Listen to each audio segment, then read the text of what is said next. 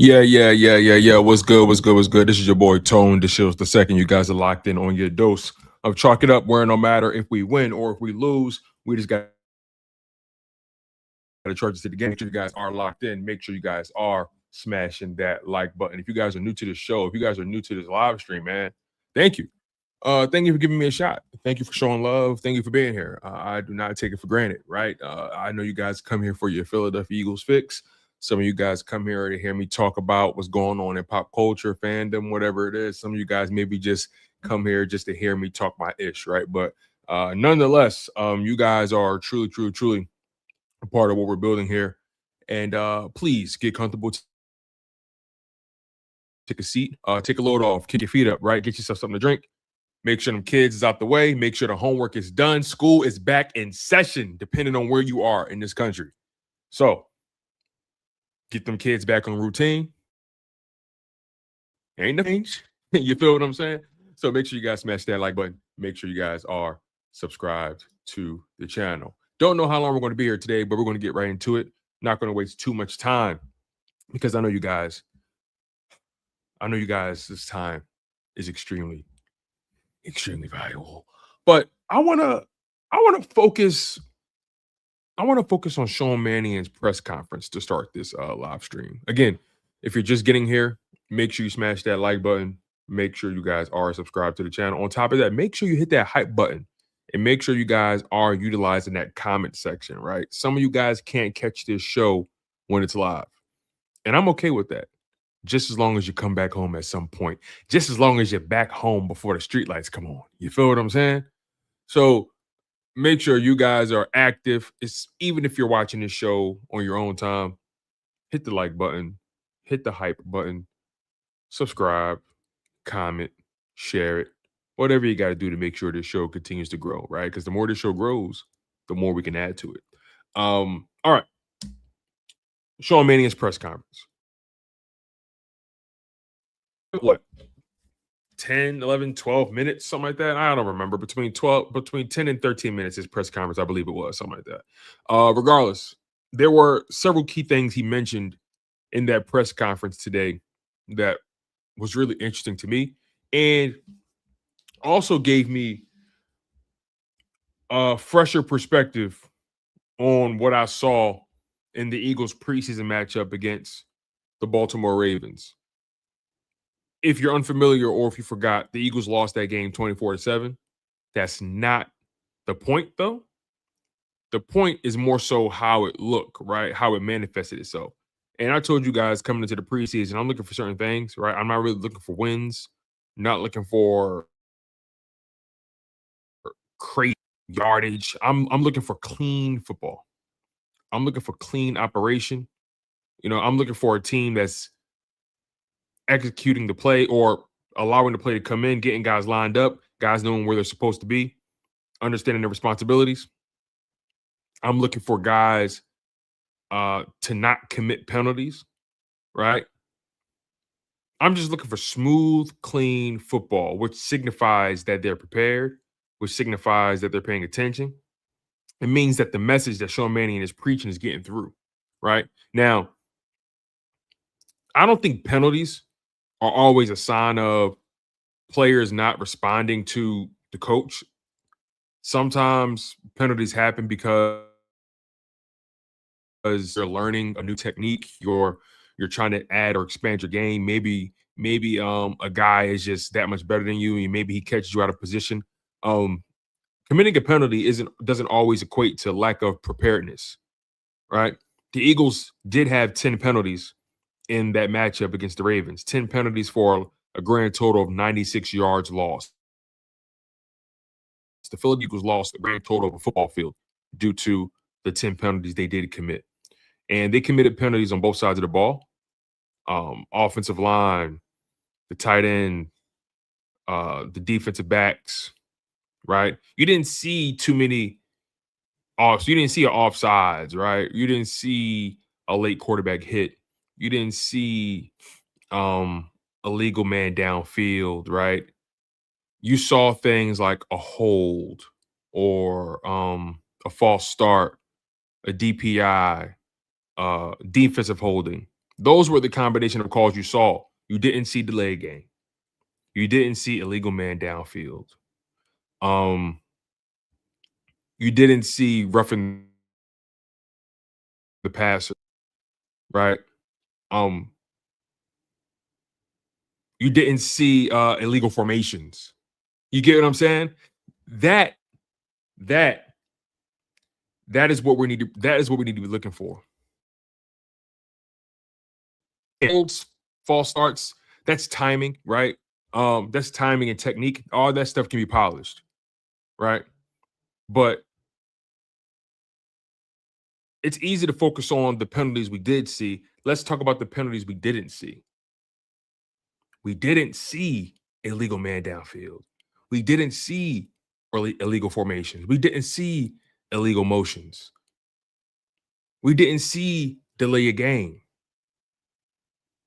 right? We didn't see offsides by the defense, late quarterback hits, right?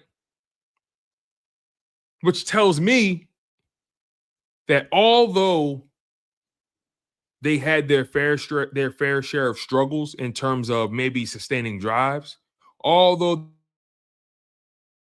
they had their share of struggles post snap, they really didn't have too many pre-snap penalties.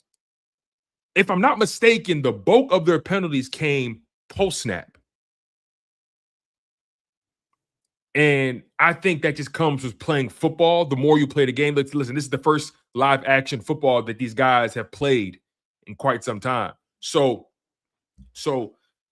when I'm thinking about what Sean Mannion was saying in his press conference, he acknowledged the fact that they weren't staying on schedule, meaning that they were always behind the sticks, second and long, third and long.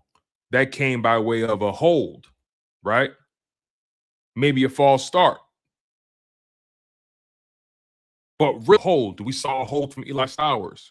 I believe we saw a hold from Cameron Williams, Miles Hinton, I think, if I'm not mistaken. I have to figure out where I can get the penalty list from. Let me try to find that while I'm here. But again,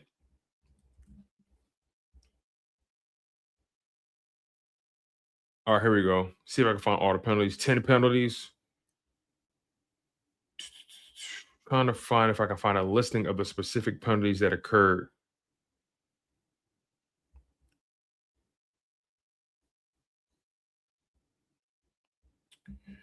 But nonetheless,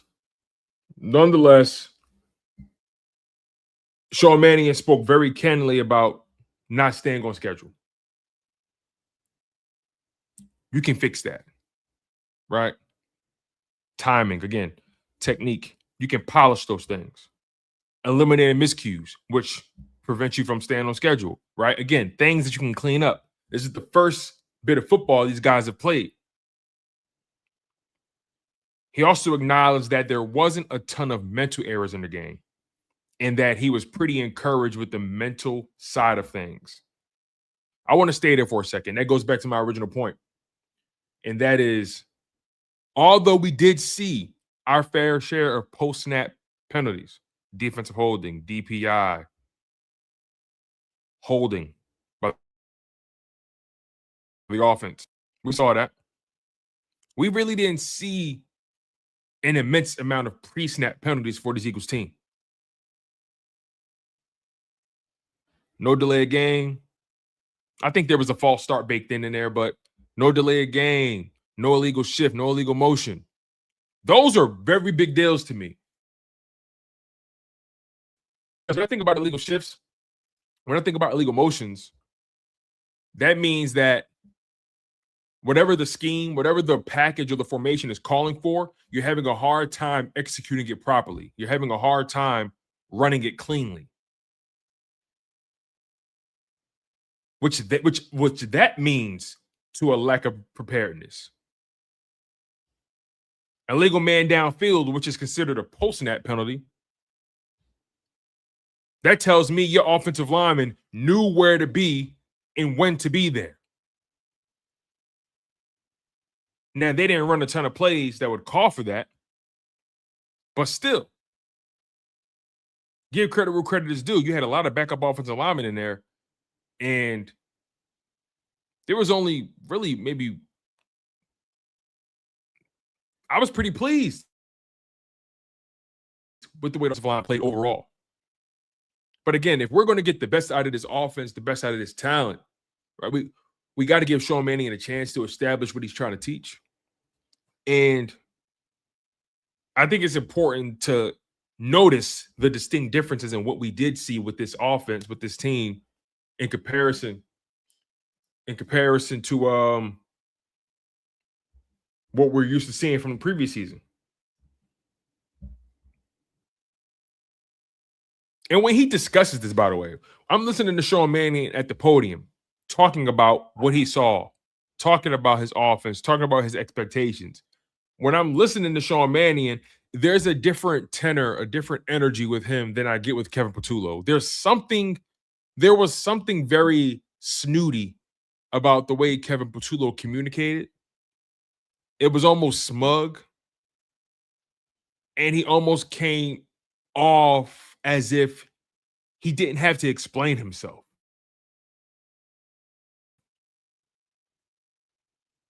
I don't know if you agree with that or not. But when Kevin Patullo was at the podium talking, he talked like somebody who didn't have to explain themselves. We were supposed to just take word for whatever he's saying. When I listen to Sean Mannion at the podium, he's not just explaining what went wrong. He's explaining what went right. He's explaining how things went wrong. He's talking about why he's doing things the way he wants to do them. He's talking from a guy who understands what he's seeing, charting it, and knowing how to fix it. I mean, I'm listening to him reference specific moments, specific plays in the game,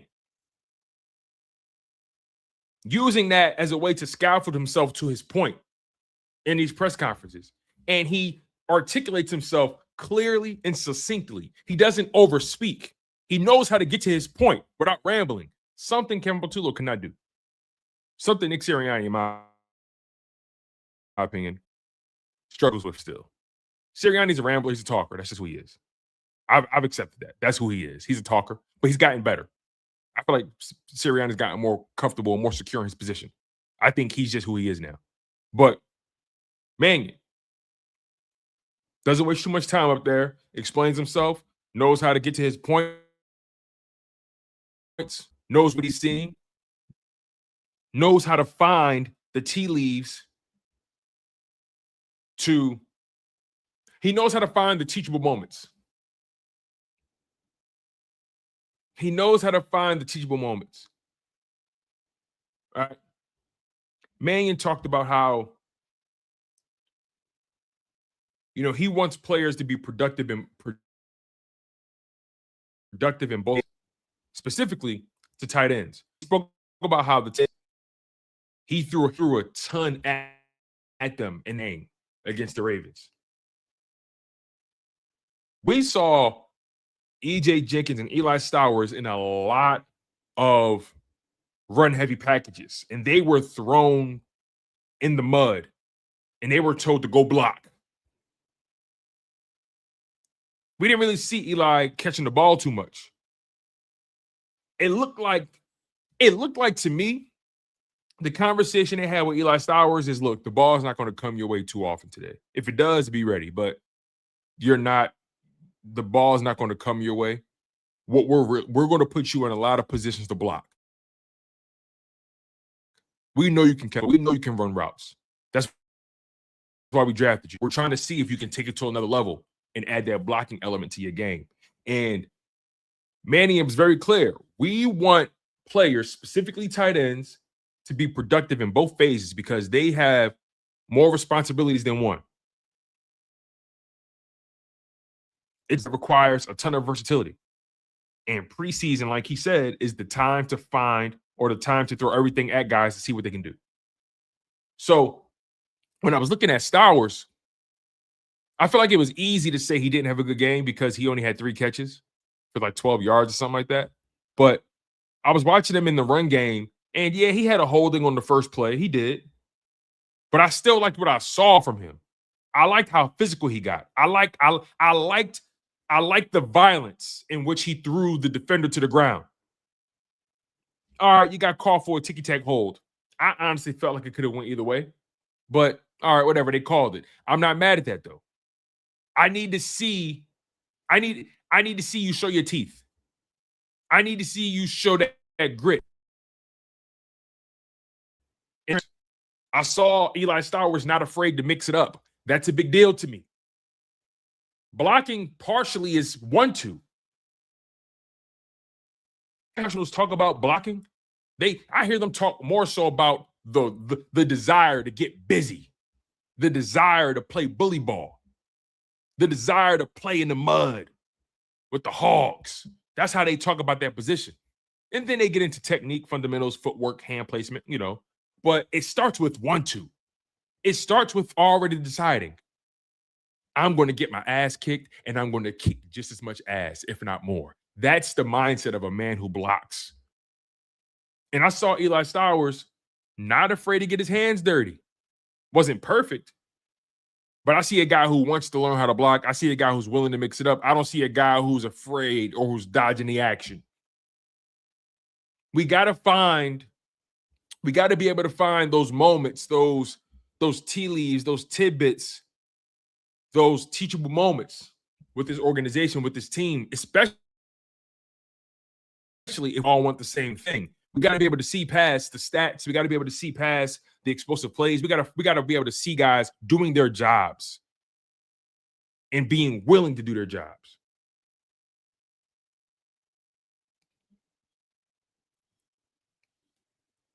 So transitioning, Mannion spoke openly about the communication side of things, right? I felt like last season, communication between quarterback and OC, you want to throw head coach in there, fine, but I felt like communication between the headsets was awful. Awful. I felt like I was seeing Jalen Hurts too often looking at the sideline like he was just looking like, yo, where's the play? Or what the hell are we calling? Or word? I'm changing that. And Mannion, when you really watch that game back, they really weren't up against the clock that much. The play calls came in, they got lined up. Whether the play was successful or not, the play came in, they got lined up. They did what they could in that moment. I felt like quarterback play should have been way better. Quarterback play could have been tremendously better when I'm thinking about what we saw from Tanner McKee and Andy Dalton, but I digress. Mannion spoke positively about the communication. He said the communication felt smooth. It was crisp from a play call perspective, and also the substitutions. That's another thing I forgot. Make sure you guys smash that like button and make sure you guys are subscribed. That's another thing I forgot to mention. Remember, I mentioned the penalties we did see and the penalties we didn't see. Also, penalties we didn't see. We didn't see 12 men on the field. We got to pay attention to the things they don't discuss. There wasn't a situation where there were 12 men on the field. We see teams do that in regular season games on more than one occasion. You got a new OC, new play call, new rotation, new packages, and not a single 12 men on the field call. Not a single one. That means people understood their responsibilities. They knew what packages they were in. They knew where they were supposed to be. When they were supposed to be there. Guys were paying attention. Guys were locked in on the football game. Guys weren't lollygagging. Yes. I know what I'm talking about with you guys is very boring. Very esoteric. Very in the weeds. But we're building this new offense brick by brick. And from an operations standpoint, or more so, let me be more specific, because I know when I streamed yesterday, I did criticize operation. I watched the game back, by the way. I think what I mean to criticize is execution. I felt like there was a lack of execution, which Mannion spoke candidly about, open about. He's very open about that. I thought operation was solid. And I think that's the part we got to find, that we got to draw that imaginary line through. Execution has improved, right? There was a lack of execution by the quarterbacks and the receivers. But operation, play call coming in, guys getting lined up, guys knowing where they're supposed to be, knowing their responsibilities, no delay of game penalties, no illegal man downfield penalties, no illegal shifts, no illegal formations, right? Yeah. Yeah. Details. The little things that tell you that they're listening. They're working the kinks out of the armor, but they're listening. First game of football in God knows how long. You got a lot of young guys playing as well. Yeah. Yeah, you're going to see more penalties. Granted, Baltimore didn't have as many as the Eagles, but that comes with the preseason. I didn't see 12 men on the field. It's a big deal, y'all. Mannion spoke about how, he was pretty comfortable. First game calling, he calling plays, like he felt pretty comfortable. Again, felt comfortable with the communication, the operation, the communication. Felt like everything was organized. That's what he spoke about. Everything was organized. Everybody was on their job. We got to execute better. We got to eliminate the miscues. But overall, very, very, very happy with everyone doing their jobs on the sideline, where they're supposed to be. The position coaches and the quality control coaches having their guys ready when their number is called. Very, very clean by Mannion. Next game, he will be in the box. He spoke about how he's filling it out, right? He spent the bulk of his career on the sidelines, and he was in the box when he was in Green Bay, but it was in a different capacity, different responsibilities. His job wasn't to call plays, so that's a different experience. But he called plays on the sideline in the Baltimore game. He's going to call plays from the box, and in the New England preseason matchup was going to be interesting. And I think that's going to. I like what's happening right now. I don't know about you guys. But I am extremely fascinated by this experimentation that Sean Mannion is doing. I'm extremely fascinated to see if there is a stark difference in execution and maybe play call sequencing based off what he's seeing. Because remember, in the preseason, they're not scripting things. They're kind of just going off feel. And I'm curious to see if Mannion is going to be one of those OC's game from the box. About that. But he said he's willing to try everything, and I like that about him. I like the fact that he's saying, look, I came in with this level of expertise and I'm used to this, but I want to make sure that I'm putting myself and my team in the best position possible to win by me experimenting with how I see the game. I like this guy. I do. Now, it all remains to be seen when the season starts. We'll find out. That like meter, will always be changing. Let Sean Mannion go on a 2 or 3, 4 game losing streak, and it's because of the offense. Yeah. All right, my man Pete Werv is in the building. Thank you, Werv. He says, and thank you for super chat. $4.99. That says, all in all, our biggest concern in the offseason was offensive line, and the depth pieces are looking legit. If this O-line holds up, we're making another run. Absolutely. And I'm glad you brought that up, because that brings me to the training camp observations, right? Real quick, let me get to the injuries. The injury report, Devontae Smith was back in the limited capacity. Quinyon Mitchell and Cooper DeJean were back on the football field as full participants. Makai Lemon still not practicing fully, but he was doing some individual drills towards the end of practice and constantly keeping those hands locked in on the jugs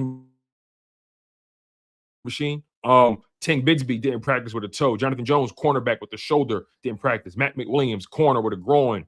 Running back Damian Pierce didn't practice with a hamstring. Cornerback Jacorian Bennett with a knee did not practice. Tight end Grant Cacatero with a back did not practice. Offensive lineman John Ojakwu with a pec injury who didn't practice. I think he had a pretty solid game too. Cornerback Sean Wade didn't practice with an eye and shoulder injury. Johnny Wilson did not practice either with the knee still, which is bad for him because that wide receiver competition is heating up. And off-ball linebacker Jose Ramirez didn't practice with a hamstring. Jose Ramirez is their name, just saying. Keyshawn James Newby, rookie, back off the ankle. Safety Cole Wisniewski, rookie, back off of the hamstring. You know what I'm saying? So let's see here. Yes, the offensive line, right? So Werv, I'm with you on that. I felt like coming into the season or coming into training camp, people had concerns about offensive line depth, and I have no concerns. This offensive line depth, they're young, but they are ready. That sounds crazy. that sounded this backup offensive line. They're talented, man. They're talented. You know, the first team today, Dre Lauder, Lynn Dickerson, Cam Jurgens, Tyler Steen, Lane Johnson. Your second team offensive line was Markel Bell, Jake Majors, Willie Lampkin, Drew Kendall, Fred Johnson. I think those are by far your top five, your top five backup offensive linemen. I don't think that's a debate. And I think guys who have stood out, Markel Bell, Willie Lampkin, Drew Kendall. You know, Jake Majors had a really good game. So, and then Fred Johnson, I mean, he has experience. I'm just looking at this offensive line, and I'm seeing Markel Bell, rookie, Jake Majors, second-year player, Willie Lampkin, second-year player, Drew Kendall, second-year player, Fred Johnson, vet. You have an amazing plethora of youth in that second-team offensive line with massive upside and versatility. Willie Lampkin and Drew Kendall, interior offensive linemen, can play guard or center. Jake Majors can play either guard position. Markel Bell and Fred Johnson can play either tackle position.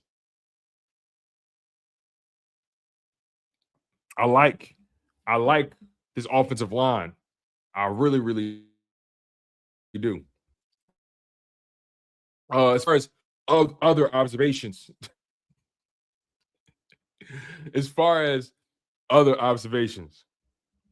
Michael Carter II made a big play today. He was able to pick off Jalen Hurts, but let me explain it, though.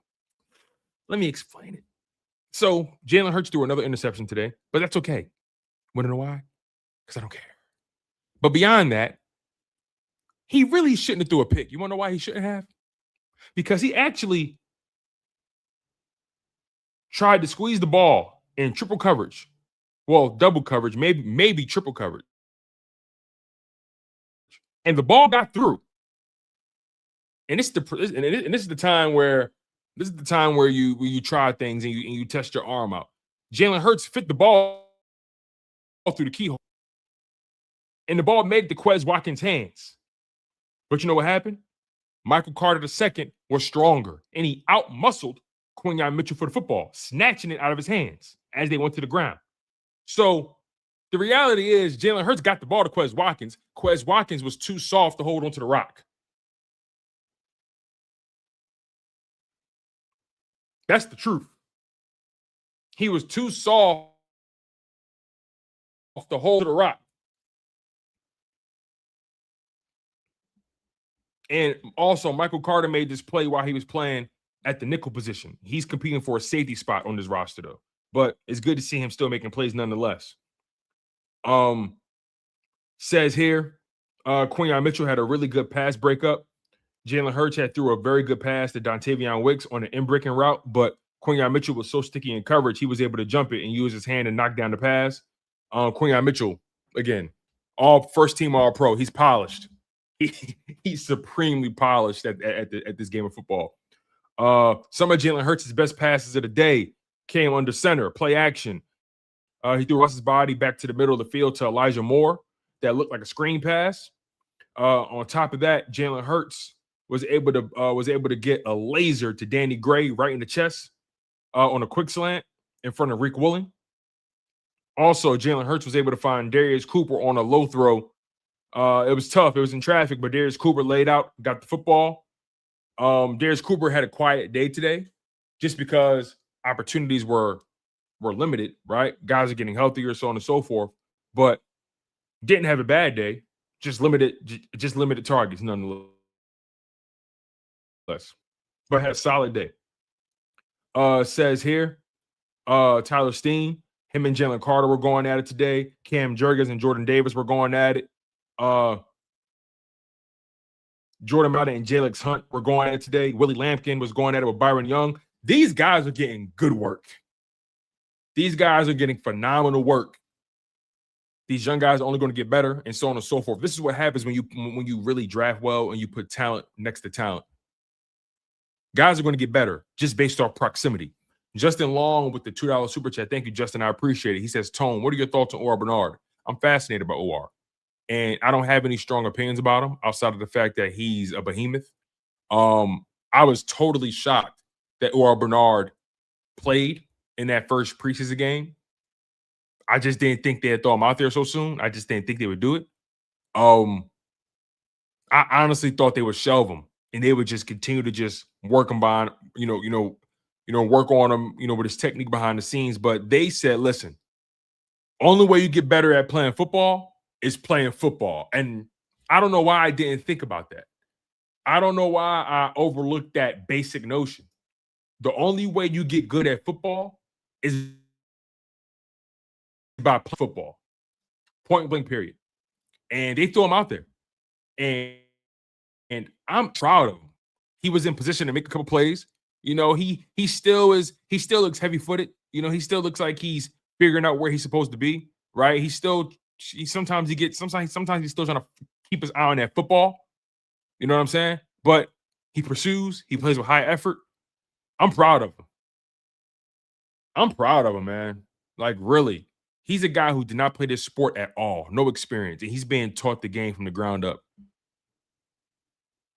I'm proud of O.R. Bernard. Same thing with Joshua Weeru. Joshua Weeru didn't play this game before. He's a rugby player, former rugby guy. And he looked pretty good on the edge.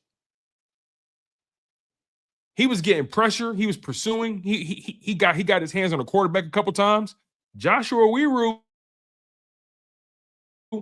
something. He has some tools that you can work with. We have no idea what the ceiling is for O.R. Bernard or Joshua Weeru, but if one of those guys hit, that's a win.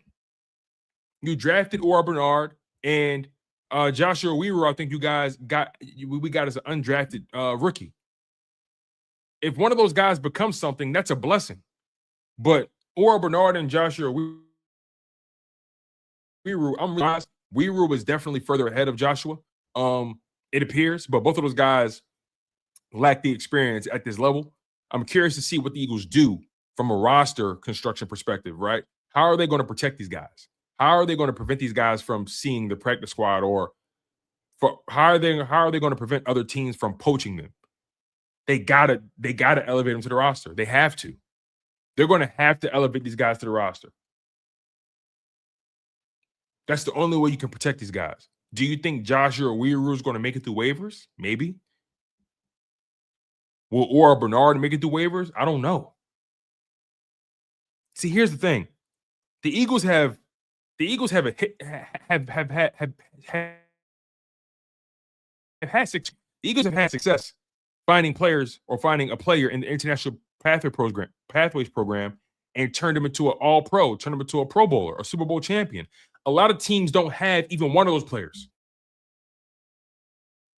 The International Pathways program provides opportunities to guys who didn't play the sport before from all across the world.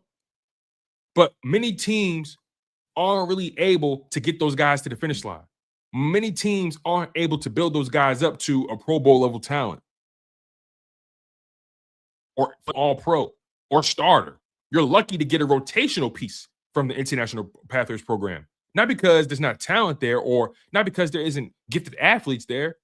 These guys are new to the sport. So,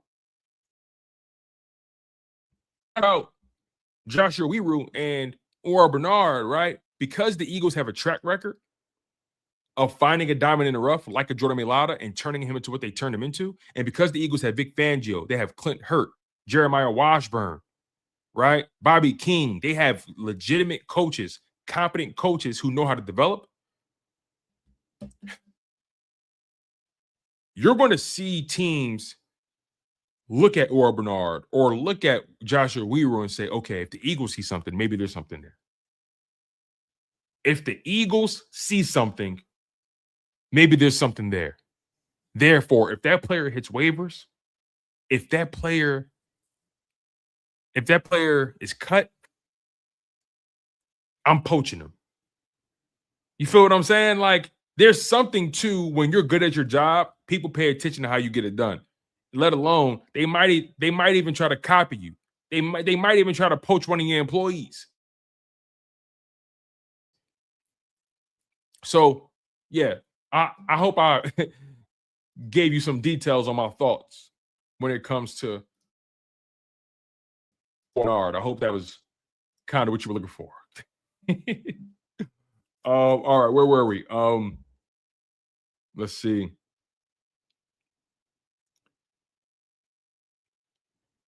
Jeremiah Trotter again doing his thing, man. Had a big hit on running back Quinyon Jackson.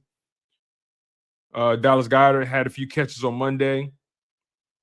Moro Jomo had an active day. Zack Baun had an active day, right? So, not an overly exciting day from training camp, but I thought there was a lot of takeaways from Sean Mannion's press conference that, at least for me, I got a lot out of, and I don't get too much out of these press conferences, just to be honest, because I feel like a lot of these guys are just saying what they need to say or supposed to say. And, some press conferences are better than others. Some press conferences are actually like you really get something out of. Some of them, there are guys just going through the motions. But I felt like we've